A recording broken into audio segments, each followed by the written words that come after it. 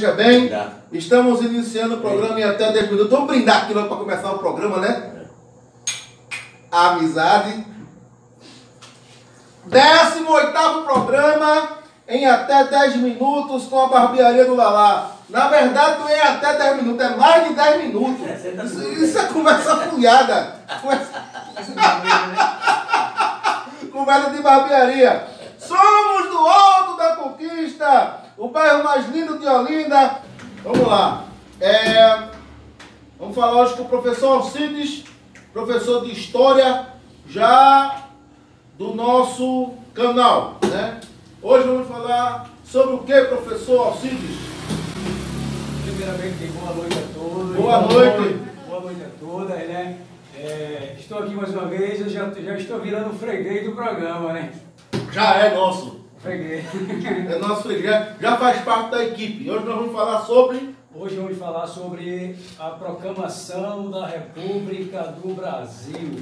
Comemoramos em 15 de novembro, né? Quantos anos? 15 de novembro de 1889 foi a proclamação da República. Na verdade, nós temos aí 131 anos de República. Nossa República é relativamente nova, né? Isso, 131 anos. Aí como foi que começou essa noção de República no Brasil?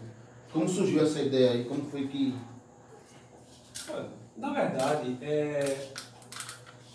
hoje nós entendemos a República como uma forma de governo onde o chefe de Estado ele é escolhido diretamente pelo povo. E esse chefe de Estado é o presidente. Certo. Só que, para entender melhor essa questão, essa noção de república, temos que tentar entender a própria origem da palavra república. Essa palavra república, ela está muito ligada a questões envolvendo o mundo antigo. No mundo antigo, existiam várias formas de governo, que evoluíram desde a monarquia até a democracia. Principalmente ali na cidade de Atenas, que era uma das principais cidades da Grécia. Em Atenas você tinha a monarquia, que na verdade era o governo de um, que no caso esse um é um monarca, é um rei. Aí você tinha a oligarquia, que era o governo de uma minoria privilegiada. Aí você tinha a tirania, que era o governo de alguém que pela força se apropriava do poder e governava com apoio popular. E depois você vai ter aí a democracia, que é o governo do povo. Só que com os romanos é que vai surgir essa noção de república.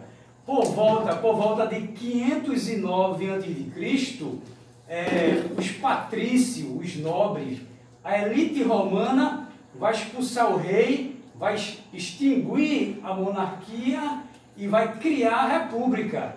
E essa república, na verdade, vai passar a ser governada, controlada pelo Senado, que na sua totalidade, esse Senado era formado pelos nobres, tá certo? Mas o que significa essa palavra república? República vem do latim res, que significa coisa, e pública, que é pública. Ou seja, a república significa o governo da coisa pública, o governo do que é público, ou o governo do que é comum. Só que com o passar do tempo, essa expressão república, ela vai ganhando novos significados, vai sendo entendido de outras formas, tá certo? Só que com o fim do mundo romano, você vai ter aí que, ali durante a Idade Média, vão se formando vários reinos e a base desses reinos era a monarquia, era o rei. Quer dizer que aquela noção de república que fora criada, inventada pelos romanos, por um pouco de tempo, ela teve como que obscurecida, até que no comecinho da Idade Moderna, alguns pensadores, eles vão recriar, eles vão ressignificar, resgatar essa ideia de república. E entre esses pensadores que vai ali pensar, idealizar e defender a república, você tem ali Nicolau Maquiavel, um italiano, na verdade, da cidade de Florença, famosíssimo, conhecido como o pai da política moderna. Ele escreveu alguns livros, né, famosos, né, entre eles O Príncipe, que é um dos livros dele mais conhecido, e no seu livro que é Discursos sobre a primeira década do governo de Tito Livio, ele na verdade vai defender essa república e ele vai tentar mostrar o que seria uma república ideal. Aí outros pensadores também, como Montesquieu, ele vai ser um defensor da república, e a república pensada por Montesquieu, na verdade, segundo ele, ela deveria ser constituída por 3 poderes. Deveria ter o poder executivo, o poder legislativo e o poder judiciário. Além de Nicolau Maquiavel e Montesquieu, você também vai ter John Adams, que foi o segundo presidente dos Estados Unidos, que ele também vai ser um grande defensor dessa forma de governo chamada de república. Só que vários movimentos ali no começo da Idade Moderna, entrando para a idade contemporânea, esses movimentos eles vão acabar transformando alguns países em república, derrubando, pondo fim à monarquia. Chegou um período ali que vários países da Europa, França, Inglaterra, Rússia e outros países mais, a forma de governo mais comum era a monarquia, era o governo do rei. E o rei governando, na verdade, você vai ter ali o seguinte, que a monarquia ela era vitalícia e ela era hereditária e, em muitos casos, absolutista. O rei governava com plenos poderes e ele era conhecido como o escolhido de Deus, o enviado de Deus. Era como que a teoria do chamado direito divino dos reis. Só que os ingleses, eles fazem a chamada Revolução Inglesa, em 1642, põe fim à monarquia e proclama uma república na Inglaterra. Depois você vai ter a própria Revolução Francesa, que nós falamos aqui em outros programas, né? De 1789, a Revolução Francesa também vai pôr fim à monarquia e vai proclamar a república ali na França. E essa concepção, essa ideia de república vai se tornar bastante forte ali em toda a Europa, influenciando inclusive vários países da América. E de que forma nasceu a República Brasileira? Que aí no caso veio da Europa, né? Aí foi influenciando nas Américas e aqui. Como foi que começou essa república aqui? Bom, é uma pergunta bastante pertinente, porque quando nós falamos da história do Brasil, nós temos que lembrar que a história do Brasil ela é dividida em 3 períodos. Nós falamos de um Brasil colonial, que é um período da história do Brasil que vai de 1534 até 1822. Nós falamos de Brasil Imperial, que é de 1822 até 1889. Nós falamos de Brasil Republicano, que é um período de 1889 até os nossos dias, não é verdade? Ou seja, no primeiro período da história do Brasil, que é o período colonial, o Brasil foi uma colônia de Portugal. no segundo período imperial, nós temos ali que o Brasil ele se torna independente, mas passa a ser governado por monarcas que recebem o título de imperadores, que na verdade você tem ali o Dom Pedro I e depois o Dom Pedro II. E no período republicano é quando vai ser derrubada a monarquia através de um golpe, esse golpe do 15 de novembro de 1889, e vai proclamar a República no Brasil, onde ali o Brasil vai passar a ter presidentes, chefe do governo eleito pelo povo, tá certo? Só que, para entender melhor essa implantação da República no Brasil, nós temos que entender o seguinte, com várias ideias que surgiram na Europa defendendo a República, e também com os movimentos que nós já citamos, que fizeram surgir repúblicas em várias partes da Europa, alguns brasileiros, geralmente filho dos grandes proprietários de terra, fazendeiros do açúcar, depois do café, e outros mais, eles vão estudar na Europa. E quando essas pessoas vão estudar em várias universidades da Europa, eles vão entrar em contato com várias ideias que eram discutidas, eram pregadas, eram defendidas ali na Europa. E entre essas ideias, era a ideia de república. Era a ideia de que a forma de governo, onde o monarca controla, onde o seu poder é ilimitado, onde ele faz o que quer, onde o camarada governa até quando quer governar, e quando não quer governar vai, passa para o filho, depois para o outro filho, e assim vai, e fica naquela família, e etc e tal. Isso aí, na verdade, era uma coisa ultrapassada. Isso aí não deveria mais existir. E quando essas pessoas voltavam para o Brasil, elas começavam a defender essa ideia de república, que a monarquia era algo ultrapassado no Brasil, que várias partes da Europa e vários países da América também já tinham se tornado repúblicas. E o Brasil ainda era uma monarquia.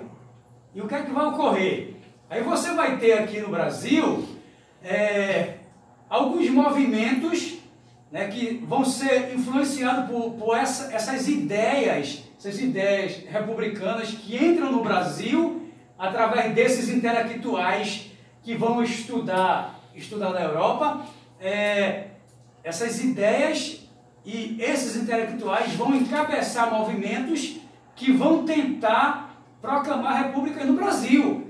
Aí você vai ter ali, pelo menos, né, um dos primeiros movimentos que vão tentar criar, proclamar, implantar uma república no Brasil, é a chamada Inconfidência Mineira, 1789, com aquela história do Tiradentes. Na verdade, eles queriam o fim da monarquia e queriam proclamar uma república.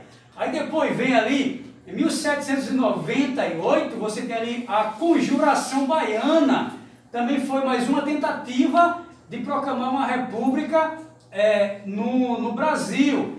E você vem também em 1824, a Confederação do Equador, que é um movimento que começa aqui em Pernambuco e se estende por todo o Nordeste, também foi a tentativa de proclamar uma república no Brasil, que foi uma república que durou apenas 70 dias, né? Que depois o governo imperial conseguiu reprimir o movimento e acabar com a rebelião, tá certo? Bom, se você pensa que durante esse período da história do Brasil, as pessoas sonharam com a república, lutaram por uma república, durante o segundo reinado, ou seja, durante o governo de Dom Pedro II, é que vão ser criadas no Brasil condições para o estabelecimento de uma república. Como é que a gente vai entender isso aí?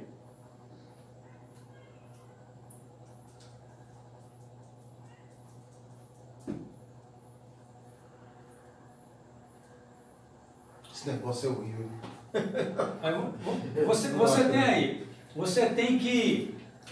o Dom Pedro I, ele proclamou a independência do Brasil, criou a primeira Constituição do país e teve um grande apoio da aristocracia, das pessoas ligadas à terra, às propriedades rurais, ao açúcar, tudo mais. Quando Dom Pedro I ele renuncia e volta para a Europa, você vai ter ali uma fase do período imperial chamado de período regencial, tá certo? Porque o filho de Dom Pedro I era criança e não podia assumir o governo no futuro. Aí pelas leis portuguesas, o que é que ocorria? Na ausência de uma pessoa adulta para governar naquele momento, juntas governativas deveriam tomar o poder até que o soberano, né, ele fosse maior de idade para poder governar, tá certo? Ocorreu ali o chamado golpe da maioridade, eles anteciparam a idade de Dom Pedro, né? E ele, com 15 anos de idade, ele foi coroado imperador do Brasil com o título de Dom Pedro II. No primeiro momento do seu governo, ele teve um grande apoio da aristocracia. Entre os fatores que vão levar à proclamação da República, estão aí causas de ordem, na verdade, religiosa, militar, abolicionista.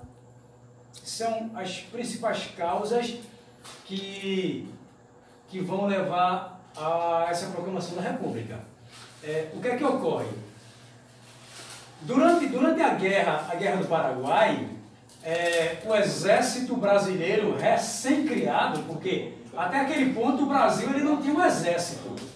Ele tinha, na verdade, uma guarda nacional, que foi uma guarda que foi criada durante o chamado período regencial. Tá certo? Só que para lutar contra o Paraguai, o Brasil formou um exército. E esse exército era formado por pessoas de vários setores da sociedade. Pessoas pobres, negros, mulatos e etc. Certo? Uma ia para o exército e entrava lá e... Era a necessidade do momento, fizeram o que ele levasse. Só que eu fui esse exército recém-criado, ele vai sair muito fortalecido dessa guerra e vai sair com uma importância tal.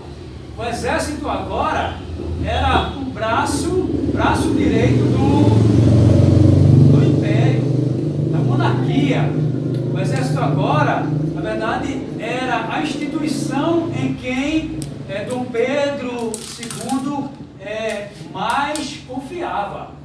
Porém, ele não tratava bem o exército, porque os militares, que na verdade ele considerava que estavam se comportando de maneira indevida, eram castigados e punidos publicamente. E quando havia algum assunto relevante, esses militares, tanto de baixa quanto de alta patente, eles não poderiam se pronunciar. Eles não podiam, na verdade, dizer o que achavam daquilo ali. E alguns militares, eles desobedecem essa ordem de Dom Pedro II de não poder se manifestar publicamente sobre alguns problemas que ocorriam ali no Império, e eles foram castigados. Até que... O Pedro estava estressado. Até que vários militares, né, da alta patente, eles não mais suportam aquilo, não mais aguentam aquilo ali. Entre eles, o Marechal Manuel Deodoro da Fonseca ele vai entrar numa polêmica ali com o imperador, quando alguns oficiais vão ser castigados e ele vai defender e publicamente vai fazer algumas declarações que vão desagradar o imperador. Se o exército ele foi tão importante na Guerra do Paraguai, e por que agora ele era maltratado? Porque agora ele não tinha esse reconhecimento? Porque agora o exército era humilhado daquela forma. E qual é a saída que o exército vai encontrar? Nós queremos o fim da monarquia e queremos a república. Vários militares vão começar agora a apoiar a vinda da república, a implantação de uma república no Brasil. O outro fator é o movimento republicano. Você vai ter aí, em 1873, a fundação do Partido Republicano no Brasil. Esse Partido Republicano, ele vai difundir as ideias de uma república no Brasil.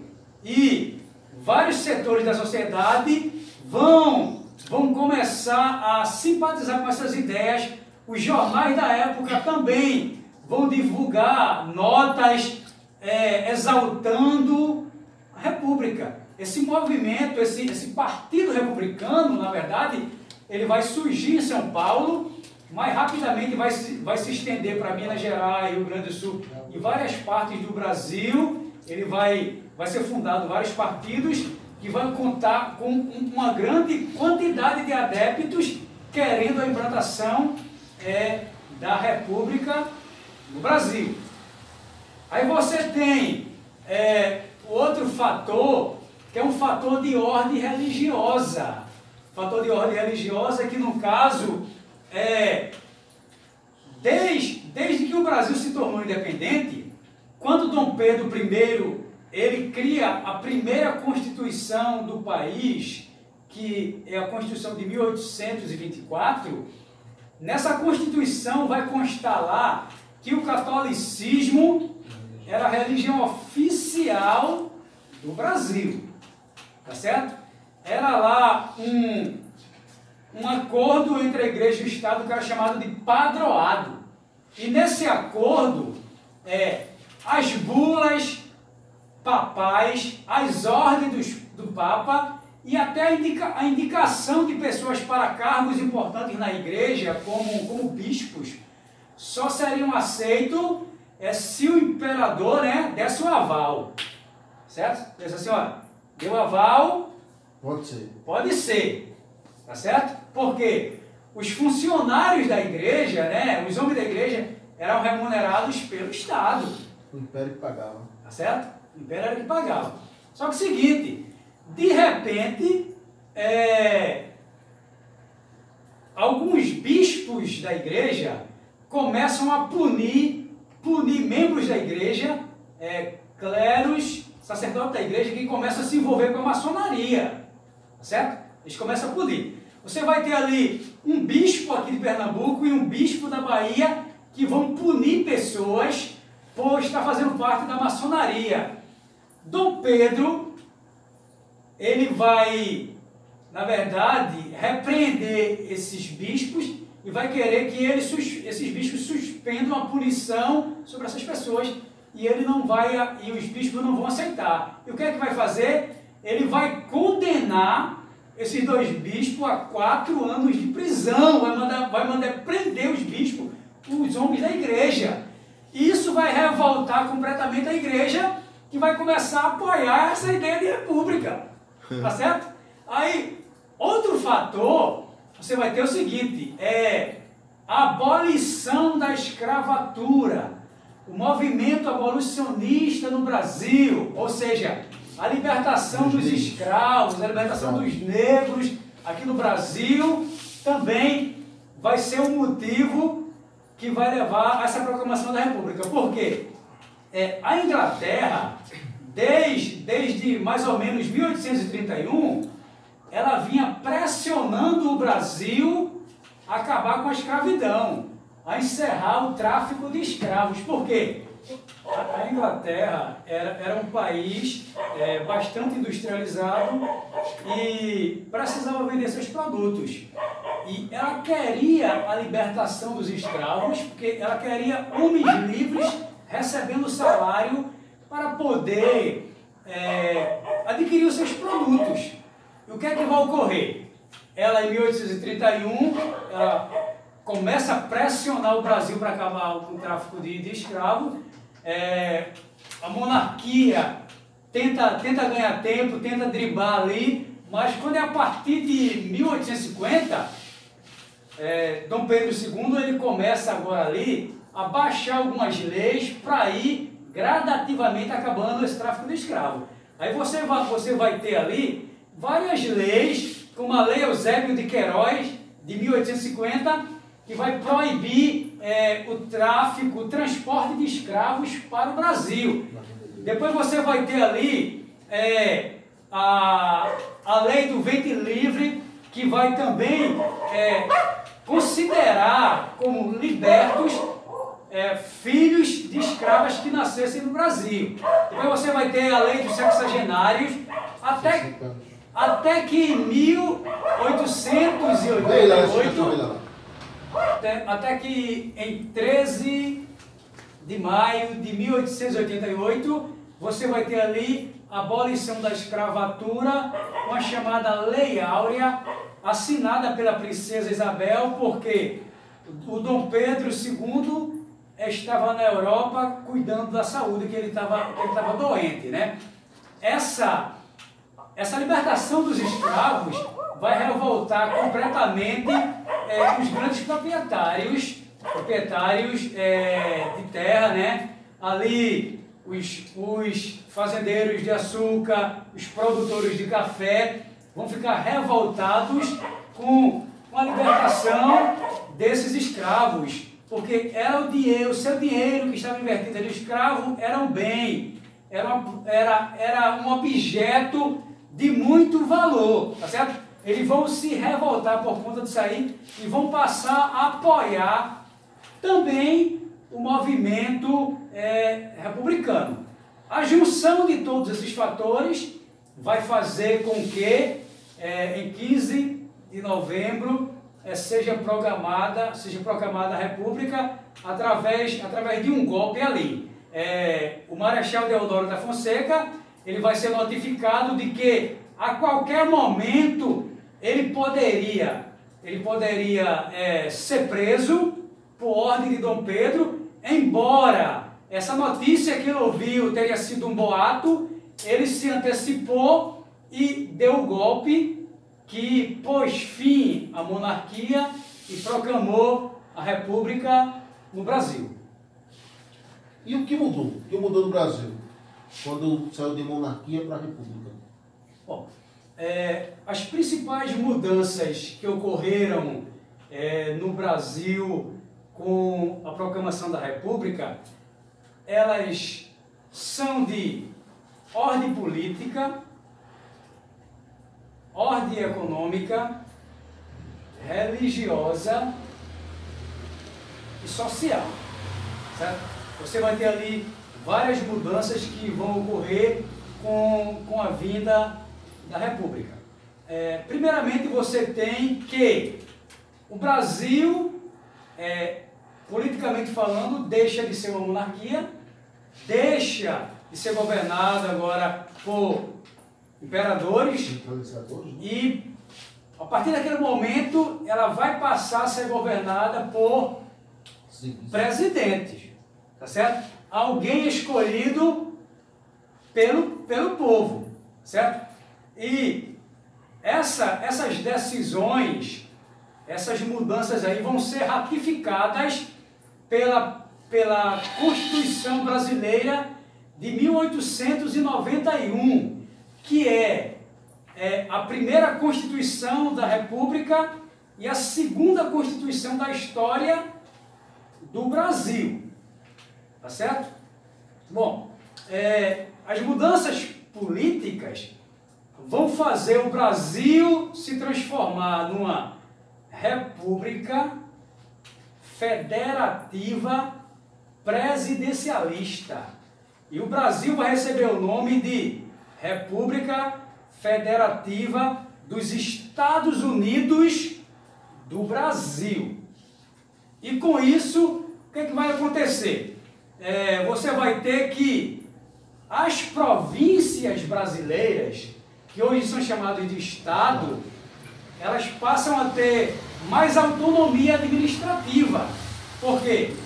Você tem a Constituição Federal, a lei magna, a lei maior do país, mas a partir daquele momento as províncias elas vão ter autonomia para eleger os seus próprios presidentes, que hoje nós chamamos de governadores. Os estados naquela época eram chamados de províncias e o chefe da província era chamado de presidente. Hoje são chamados de governadores. Essas províncias elas vão ter autonomia também para criar suas constituições. Só que a sua Constituição ela deveria se basear na Constituição da República. Tá certo? Ela não poderia se chocar com a Constituição republicana. O que é que tem mais de mudança política? Você tem que a Constituição de 1891 vai decretar que a República vai ter que ter 3 poderes. O poder executivo, que seria exercido pelo presidente da República, pelo vice-presidente e seus ministros. Teria o poder legislativo, que seria exercido pelos senadores, deputados, tá certo? Vereadores, etc. A partir daquele momento.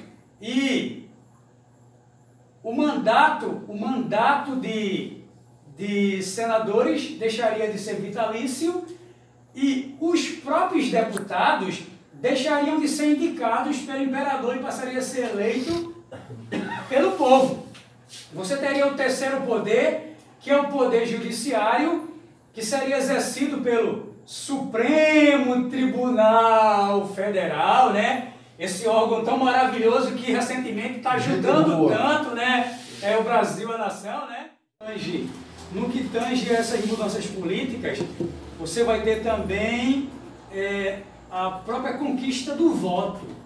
A partir daquele momento, todos os homens maiores de 21 anos, eles teriam direito ao voto.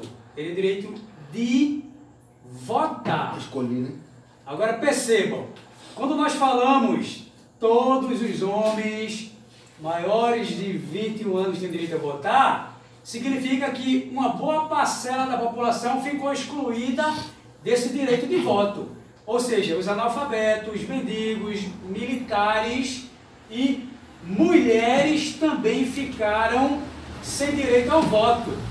Essa extensão a esses outros grupos vai ocorrer já na era Vargas, com Getúlio Vargas, reformas que ele vai fazer eleitorais, que vai dar direito de voto a mulheres, etc. e tal, e assim vai, tá certo? Bom, aí você tem também, além de mudança política, você tem mudança religiosa. E que mudança religiosa é essa? Se a Constituição do Pedrinho, do Dom Pedro I, dizia que o catolicismo era a religião oficial do Brasil, a Constituição da República vai separar a igreja do Estado. O Brasil vai passar a ser um Estado laico. E com isso vai ser criado a certidão de casamento, tá certo? E a certidão de nascimento. Porque anteriormente as pessoas casavam só na igreja. O casamento que era válido era o casamento feito na igreja, e para as crianças o certificado de nascimento que valia era o batistério. O batistério era o que valia, tá certo? E o que é que ocorre? quando o catolicismo deixa de ser a religião oficial do Império, isso aí abre ensejo para que outras religiões pudessem atuar livremente no Brasil, fazer seus cultos, como os protestantes, com o pessoal ligado ao candomblé, ou qualquer outra manifestação religiosa. Aí você tem também as mudanças econômicas. O açúcar e o café foram produtos de grande importância para a economia do Brasil, tá certo? Mas você vai ter ali, no período republicano, o incentivo do cultivo de outros produtos e ao mesmo também o incentivo da industrialização do Brasil e ao mesmo tempo o incentivo da criação de vários bancos. Embora essa ideia da criação de bancos não deu muito certo e ocorreu uma crise econômica chamada de encilhamento. A outra mudança que é ocorrida é uma mudança social. Todas as pessoas que viviam no Brasil naquele momento, todos os habitantes do Brasil, eles foram naturalizados, ou seja, passaram a ser considerados como brasileiros a partir desse momento.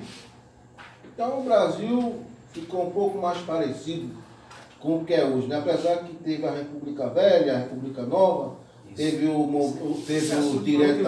Aí, em outra situação, aí a gente fala, professor, agradecemos ao senhor por essa introdução. Ano que vem a gente continua essa aula igual a da independência, igual a da reforma protestante, vai ficar continuando. E também do programa Viagem nessa história. E a gente vai pegar os assuntos do Viagem nessa história e postar aqui para ir trabalhar menos. Que é muito trabalho de ficar vídeo. Agradeço ao professor Alcides mais uma vez. Seus agradecimentos, professor. Agradeço mais uma vez pelo convite. Eu já estou freguês aí do programa, né? Isso. Agradeço aí essa forma carinhosa que todos vocês aí têm recebido, né? E os ouvintes aí, se inscrevam aí no canal, né? No canal que em até 10 minutos, do nosso apresentador, o Wilson. Não esqueçam também de se inscrever lá no nosso canal, né? Viagem nessa história, tá certo? Vamos viajar. Tamo junto.